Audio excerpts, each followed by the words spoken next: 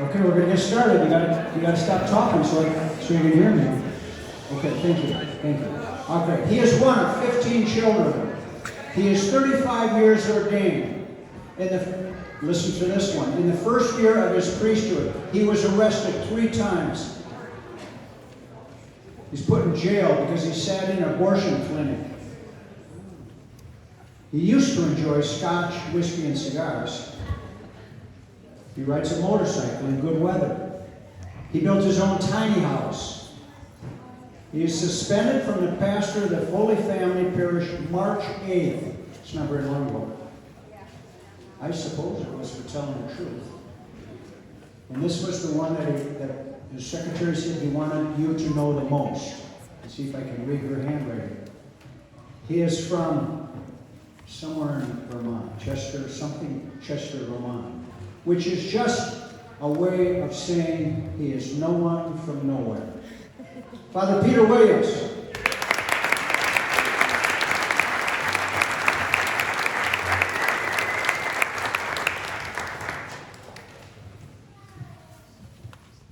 I'm shocked that you would want to come and hear, but then I heard all the other speakers, and I said, oh, okay, that makes sense.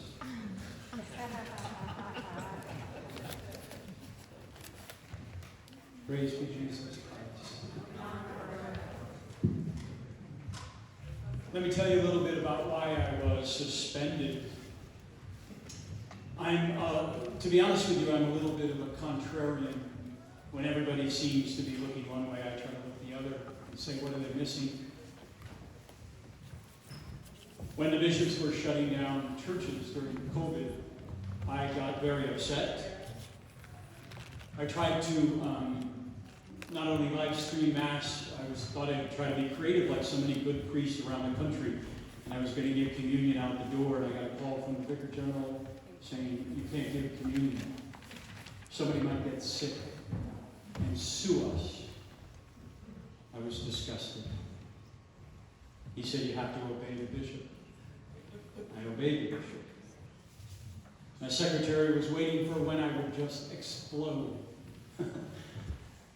from having too much and hearing too many rules that didn't make sense to me, or frankly, I think to anyone else. And then one day the bishop wrote a letter saying that he thought we should all get vaccinated. And if we didn't get vaccinated, there were consequences.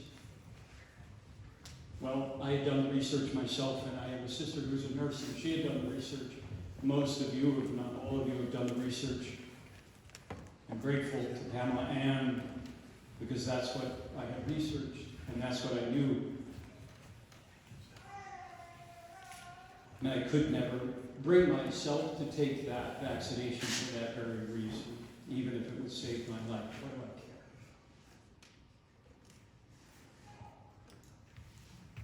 And then he said, well, there are consequences. In his letter, he said, there are consequences if you don't get vaccinated, then you have to wear a mask all the time in ministry. And you have to get tested every other week. And I know that masks are not good for you, especially if you have a liver transplant. Breathing your own junk all the time is not good. And then if you have claustrophobia, it's really not fun. A guy who has claustrophobia built his own tiny house. Go figure. With 13 windows. You try to fit 13 windows into a tiny house, huh?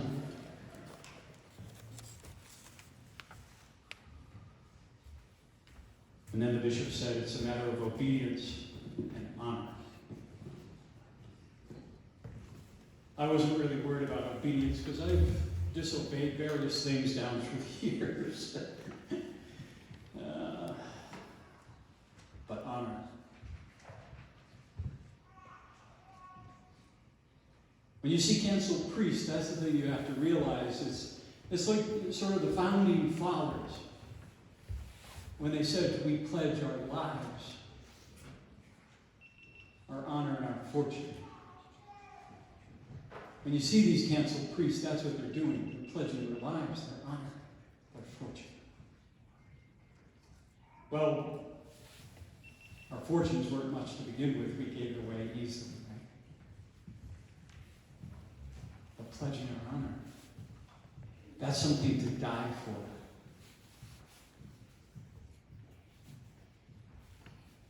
And so I wrote him a letter, and he was offended. The bishop was offended by my letter. So it must have been true, good and right. I'm proud of that letter. When my canon lawyer wrote it, because the inevitable happened, my canon lawyer wrote it, he said, I would have changed the tone. He's a good man, and he wanted me to be in less trouble than I was in, so I would change the tone.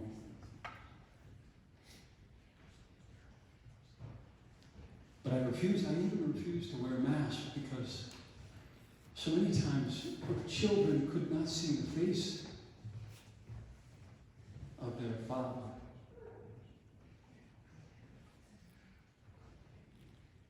To be honest with you, as Father Lovell was saying, this will be the first Holy Week, right, that I have not celebrated. Being a pastor means being a father to me, and I absolutely love his line about the bishops, because that's what they used to be called, Father, Bishop. Bishops used to be called Father or Father Bishop, and now we go on, Your Excellency, whatever, as if they were royalty. I thought we did away with that. Apparently not.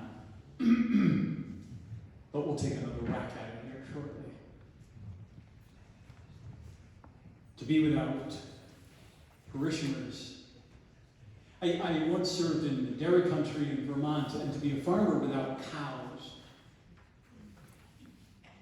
What is that? Right? People would say, what are you? And if they sell their herd, they have to sell their herd or sell off land. I'm a farmer, but I know what that feels like now.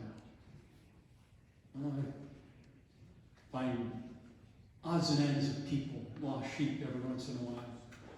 Try to get them to herd them together. Can you hear the voice of your Heavenly Father through me? Well, that's a beautiful thing. And I take that very, very seriously. I have a personal relationship with Jesus Christ, and hopefully with each member of the Trinity, but I have a personal relationship with Jesus Christ. I'm not using that in some sort of Protestant way that people, often Catholics, will. No, that just means I'm responding to the call of my Heavenly Father to be in a relationship with Him. Because of the incarnation of Jesus Christ, He said, I come among you so that you might recognize me in the flesh. And you might hear my voice. And so I do everything I can to open myself to the voice of God, to listen to the voice of God. Because if I don't first hear the voice of God, what am I saying to people? Nothing. It's nonsense. Just get up and leave. You would be doing yourself a favor and me a favor if you do not hear the voice of your Heavenly Father. Get up and leave. It's best for everyone involved. And so, when I have that relationship with Jesus Christ, He calls me and He says, you tell them this. And that's a beautiful thing that I can do. That's the most amazing thing that I can do, is to speak the words of God to His people in the Scriptures, perhaps in a homily. It's the most wonderful thing to do. It feeds my soul. And that's why I'm a pastor. And God willing, that's why I will always be a pastor. And it was going along. The bishop wasn't happy, but we had reached this little détente, right? Until recently, something changed that, and I might know what it is, but I'm not sure yet. And then he said, you're suspended. And I was gone. He gave me 3 days. And then I said, I can't do it in 3 days. I'm disabled. In 2002, I had a liver liver transplant. I do pretty well. People don't know that when they look at me. But I often have to like go aside and get a nap or do this and do that just to kind of keep it all going. But I will use it to the hilt when I can. I would get in a wheelchair if I have to. I hold my liver and I cough a little bit. Gotta give me another week. Gave me a few more days to clear out. But then the word came. I could come and speak here. And the Lord said, go. He's trying to keep me busy, to distract me from the sadness. Go. Be with those people and tell them your story. And then I want you to tell them these things. Okay? So they asked me to speak about the sacraments, and the one sacrament that I really want to speak about is the Eucharist. We know that it is the source and summit of our life. As Father Lovell was saying, without it, we're nothing. Because that's how we can enhance this personal relationship with Jesus Christ. You and I as Catholics have that great gift. And so we go to receive him, to have him be united to us. It's practically blasphemous. Except he said, take this and eat it, take this and drink it. Otherwise, it would just be blasphemy for us to receive. And then we adore him, both at the Mass, but then outside of Mass, we have the time to just sit and be with him and adore him, which is to say to love him. You know that. To love him. And to allow him to love you. And so we spend our lives trying to open our hearts and our minds to receive that great gift of love, which is God. God is nothing if he is not love. And so we enter into that adoration, and that's what the Eucharist is all about. That's what our lives are all about. Loving.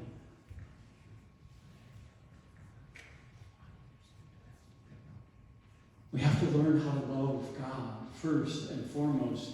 If we just try to reach out and love one another, we're going to fail again and again and again, and after a little while, you're going to give up. Have you noticed that? So many people have just given up loving. And they want to tell you this is the loving thing to do, this is the kind thing to do, but really what they're saying is they have no idea what love looks like anymore. They have no idea what it looks like. We know that it looks like this, it looks like sacrifice, right? But we're not really good at sacrifice. So we focus on loving, and then the sacrifice comes easy. When you see a baby, you hold a baby in your arms and you say, what would I do for this baby? Anything. And then you learn to love, and then sacrifice comes easy. Do you know that the Eucharist has to be at the heart of every sacrament, but marriage, it has to be at the heart of every marriage. The Eucharist has to be at the heart of every marriage. Marriages don't work unless the Eucharist is at the heart of it. So often I see I'm not married, and so I don't have the right to counsel you about marriage. Sometimes people come in and they ask me for counseling about marriage, and I do my best, but I'm just making stuff up.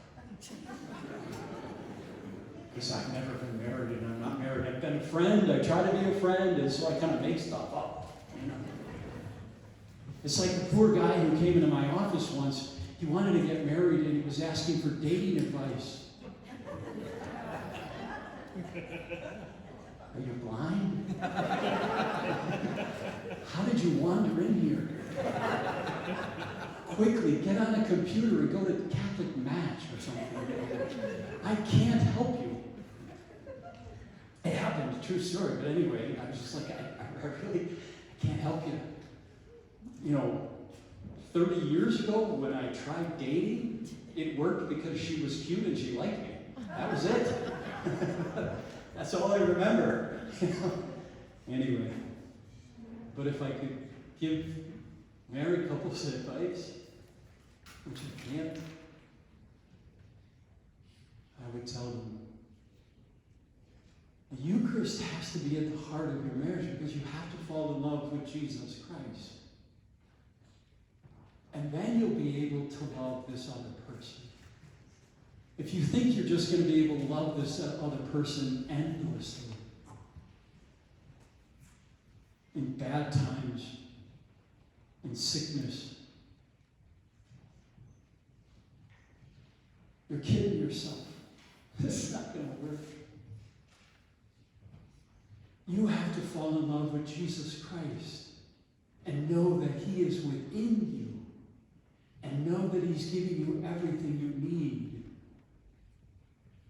And then you'll be able to do it. Don't try to negotiate.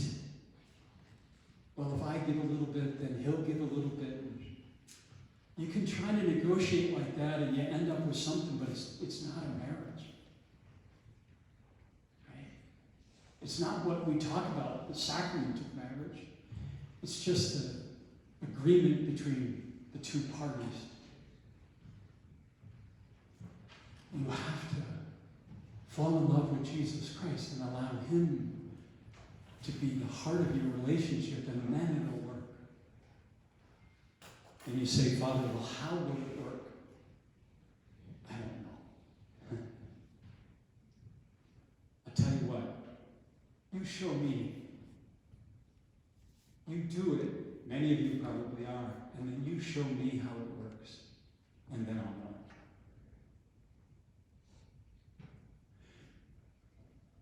But then there's the sacrament of holy orders, and that I do know.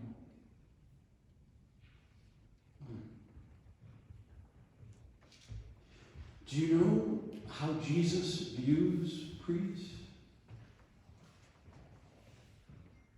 With great reverence and great love. Even priests who have fallen. Even priests who have fallen don't follow them. But how does Jesus view them? With great love?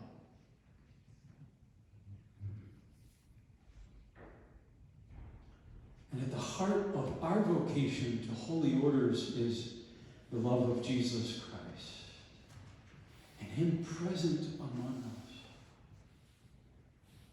So you say, Father, how is it that you could give up all the things that you had to give up? And those were in the early days. Now I'm 35 years ordained, and I just thank God I'm not married. Really, every day I thank you, God.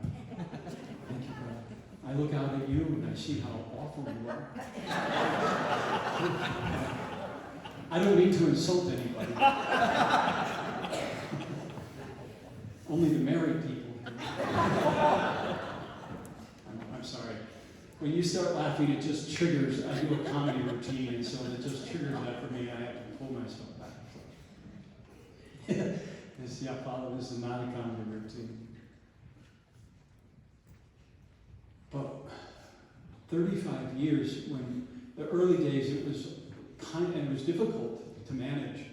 I needed a lot of help. I didn't get it, but I needed a lot of help. I mean, I got it from God, but I certainly didn't get it in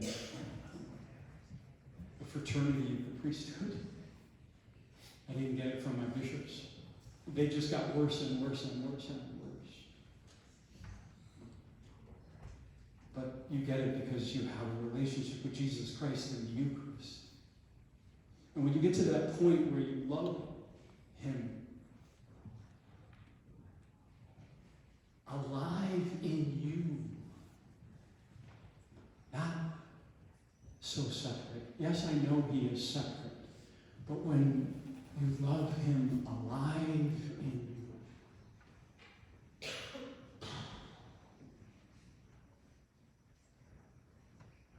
That is an amazing gift.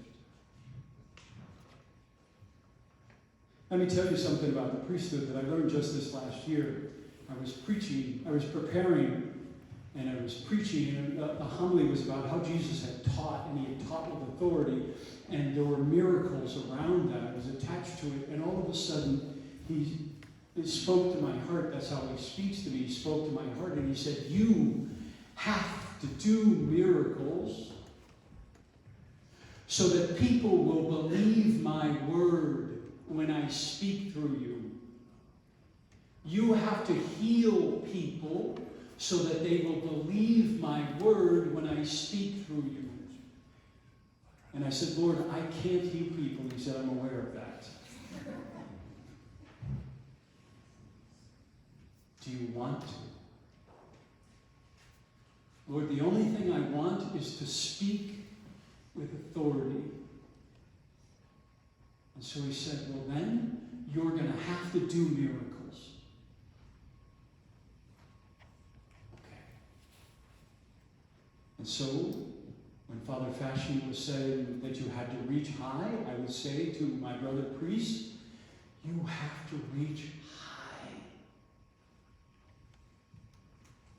See, you are the alter Christus. You are another Christ. He is embodied and enfleshed in you, and Jesus Christ himself reverences you because you are his priest. And what gift will he deny you if you give yourself to him? So priests, claim your gifts that are rightfully yours through your ordination, which is the very power of Jesus Christ. And then people will know that you speak with authority.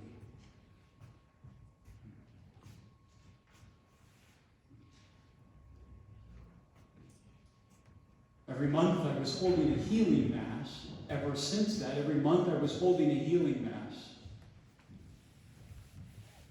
And before that mass, I would just beg God, please, please. And there were some miracles. I'm not going to talk about that, but there were some miracles. But I had this little old lady in the parish, and she would come up to me every single month, and she would say,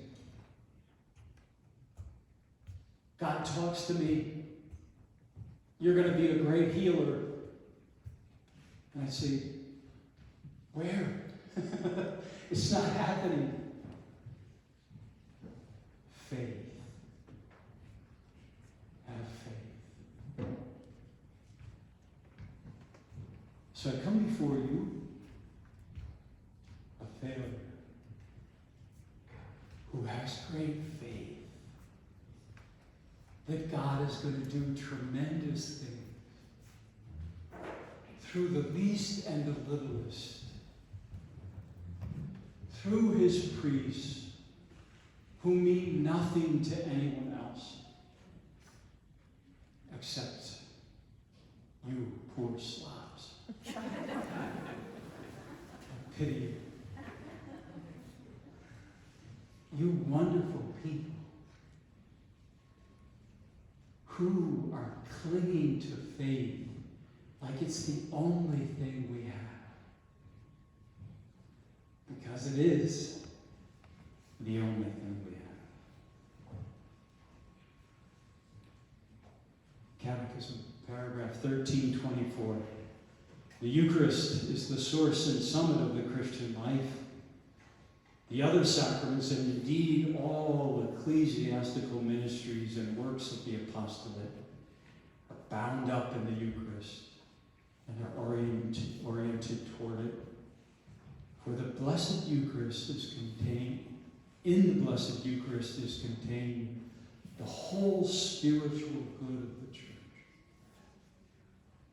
Christ himself, our past. We look to Christ in all things. We look to Christ for all things.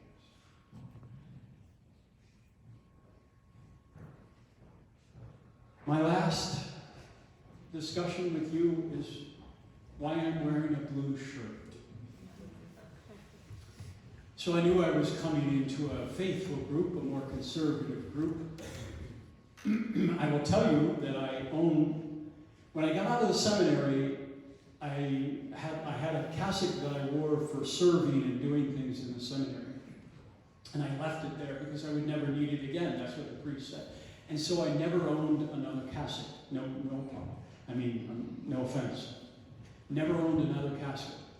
And then, just a couple of years ago, Pope Francis came out and said, they asked him what he thought about priests in cassocks. And he said, you would be mentally or emotionally deficient to wear a cassock. So true. So I went out and bought 2. I started wearing them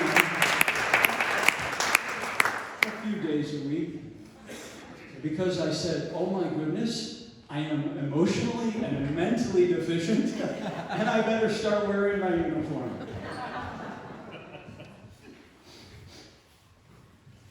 Typically I wear, what's that white robe? That he wears. Yeah, I know exactly. What's that all about? He never looks in the mirror, I guess. Anyway, I'm not here to pick on the Pope, because Benedict XVI is a good man.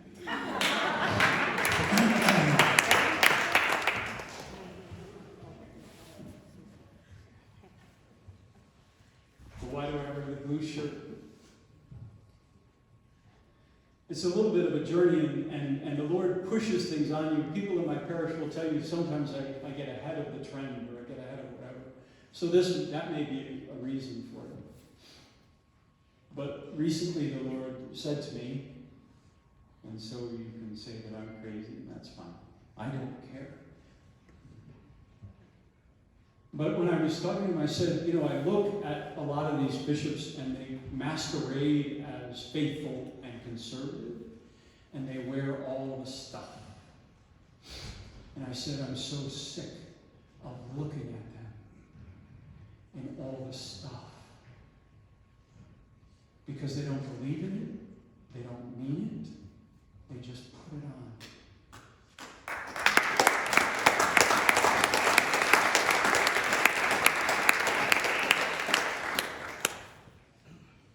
And I said, Lord, when we get through this, we have a ways ahead of us.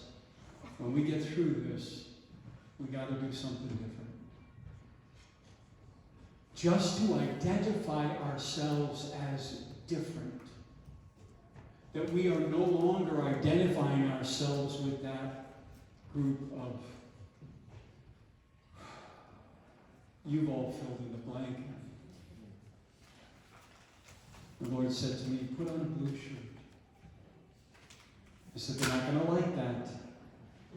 Put on a blue shirt. I said, why, Lord? And he said, because it's,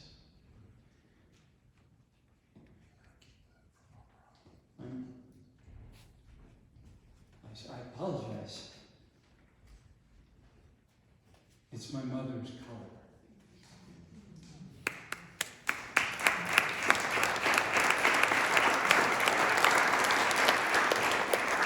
So you're not going to see a lot of priests run out and get blue shirts for a while. But they will. Why? Because the Immaculate Heart of Mary. See, the Sacred Heart of Jesus is so humble that he says, first, the Immaculate Heart will triumph. Right? So we are going to see the Immaculate Heart of Mary triumph. Thanks be to God. And you're going to see more and more priests who believe in her, the patroness of all priests, the guide and guardian and directress of all priests. We're going to see us wearing her colors. God bless you.